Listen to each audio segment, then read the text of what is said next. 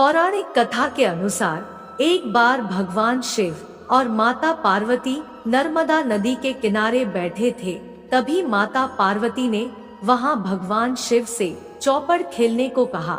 भगवान शिव भी इस खेल को खेलने के लिए तैयार हो गए, लेकिन इस खेल में होने वाले हार जीत का निर्णय कौन लेगा यह समझ नहीं आ रहा था। इसलिए भगवान शिव ने कुछ तिनके को इकट्ठा करके एक पुतला बनाया और उसमें जान डाल दी। जान डालते ही वह पुतला एक बालक बन गया और उसी बालक को इस खेल का निर्णय लेने को कहा गया। अब भगवान शिव और माता पार्वती चौपड़ का खेल शुरू कर दिए।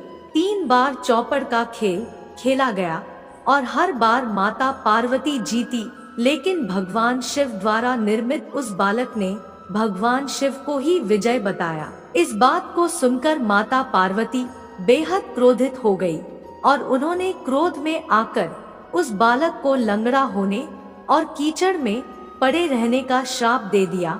तब बालक ने माता पार्वती से बहुत माफी मांगी।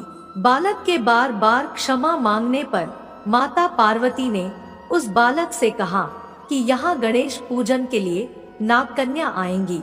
उनके कहे अनुसार तुम भगवान श्री गणेश का व्रत पूरी श्रद्धा पूर्वक रखना और इस व्रत के प्रभाव से तुम इस श्राप से मुक्त हो जाओगे। 1 वर्ष के बाद जब उस स्थान पर नागकन्या आई, तब उस बालक ने नागकन्याओं से गणपति बप्पा के व्रत का विधि विधान पूछा। उनके बताए अनुसार उस बालक ने 21 चतुर्थी तक भगवान गणेश का व्रत किया। बालक की भक्ति को देखकर गणपति बप्पा बहुत प्रसन्न हुए और उन्होंने उस बालक को मनोवांछित वर मांगने को कहा। तब उस बालक ने सिद्धिविनायक से कहा, हे प्रभु, मुझे इतनी शक्ति दीजिए कि मैं अपने पैरों से चलकर अपने माता पिता के साथ कैलाश पर्वत पर जा सकूं। तब गणपति बप्पा ने तथास्तु कहा। भगवान श्री गणेश के तथास्तु कहने के बाद वह बालक अपने माता पिता के साथ कैलाश पर्वत पहुंचा। वहां उसने भगवान शिव को अपने ठीक होने की पूरी बात बताई। बालक की बात सुनकर भगवान शिव ने भी माता पार्वती को प्रसन्न करने के लिए 21 चतुर्थी का व्रत रखा। व्रत के प्रभाव से माता पार्वती भी प्रसन्न हो गई। इसके बाद भगवान शिव ने माता पार्वती को इस व्रत की पूरी महिमा बताई। इस बात को सुनकर माता पार्वती की मन में अपने बड़े पुत्र कार्तिक से मिलने की प्रबल इच्छा जाग उठी।